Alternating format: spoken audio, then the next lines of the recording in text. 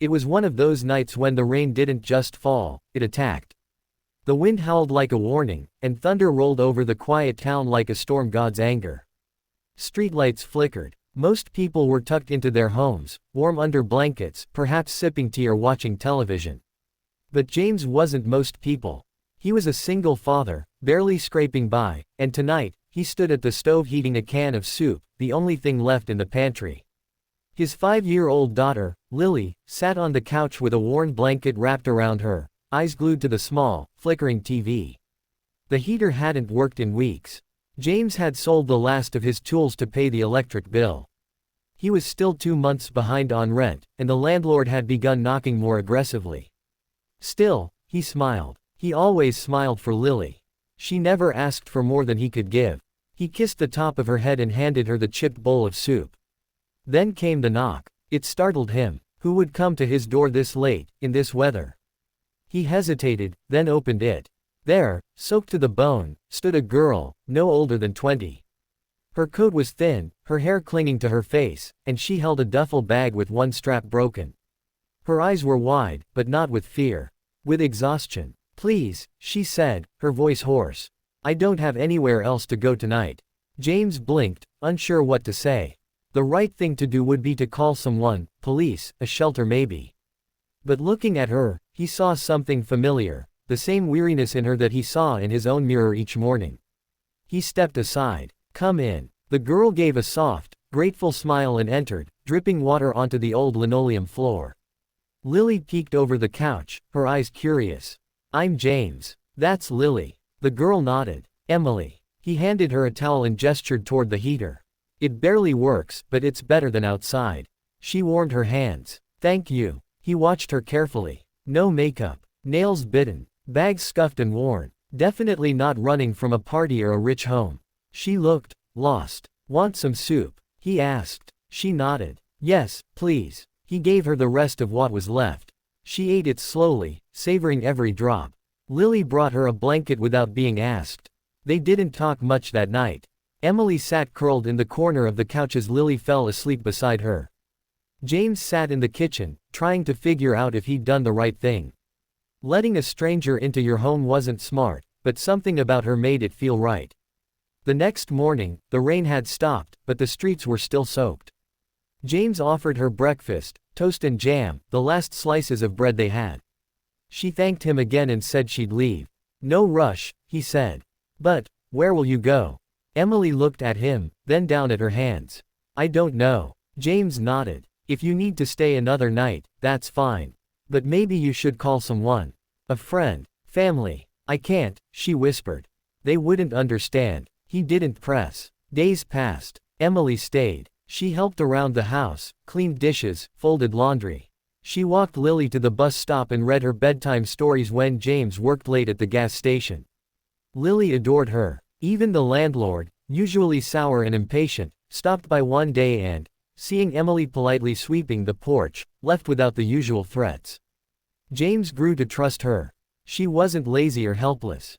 She was kind and sharp and fiercely independent. But every now and then, she'd stare out the window like she was searching for something, or someone.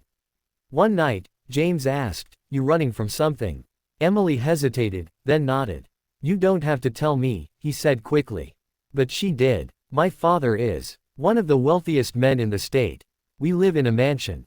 Guards, staff, private jets. But I hated it. Everything was arranged. Even my friends were picked for me. Last month, he told me he had chosen someone for me to marry, a merger, not a relationship. I packed a bag and left that night." James stared at her, speechless. "I've never worked, never cooked a meal. But staying here, with you two, this is the first time I've felt free." He finally said, "Your father must be going crazy. He'll find me eventually. Do you want him to?" She looked away. "I don't know." The next morning, James woke to the sound of an engine. He peeked through the curtain and saw 2 black cars parked outside. Men in suits stepped out. One of them knocked. Emily was already awake. She stood by the door, pale. "Emily," said one of the men, gently. "Your father has been worried sick." She turned to James. "Thank you for everything." Then she left. Just like that. Days passed. Then a week. James tried not to think about her. But the house felt empty. Even Lily asked about her every day. When's Emily coming back? She'd ask during dinner. He didn't know what to say. Then, one Saturday afternoon, just as he returned from work, he saw a sleek black car parked outside his home again. He froze. The door opened. Emily stepped out. But this time, she wasn't wearing ragged clothes. Her hair was clean, her coat looked expensive, and her smile, it hadn't changed. James met her at the door. "You came back," he said, almost whispering. "I had to. My father, he wants to meet you." "Me?" She nodded. "He didn't believe me when I told him how kind you were. That someone with nothing gave me everything I needed. He wants to see for himself." Behind her, a tall, commanding man in a tailored suit stepped forward. His face was stern, but his eyes were searching. "You're James." James nodded, tense. "I'm Alexander Grant," the man said. "Emily's father." "I know." The man looked around at the house, the peeling paint, the cracked sidewalk. Then back at James. "You sheltered my daughter. Protected her. Respected her when you could have easily taken advantage of her vulnerability. I just did what was right." Alexander nodded. "People like you are rare." Then, he surprised James. "I want to offer you a job." James blinked. "What?" "I run a number of businesses. One of them is focused on outreach, helping people rebuild their lives. I need someone honest, grounded. Someone who understands struggle." "Emily told me you're exactly that." "I don't know what to say." "Say yes," Emily said softly. James looked at Lily, who had come to the door, her face lighting up at the sight of Emily. Then he looked at Emily, her eyes full of hope. He said yes. Months passed. James moved into a modest but comfortable home provided by the foundation. Lily got into a better school. James managed a small team helping families in crisis, something he felt deeply connected to.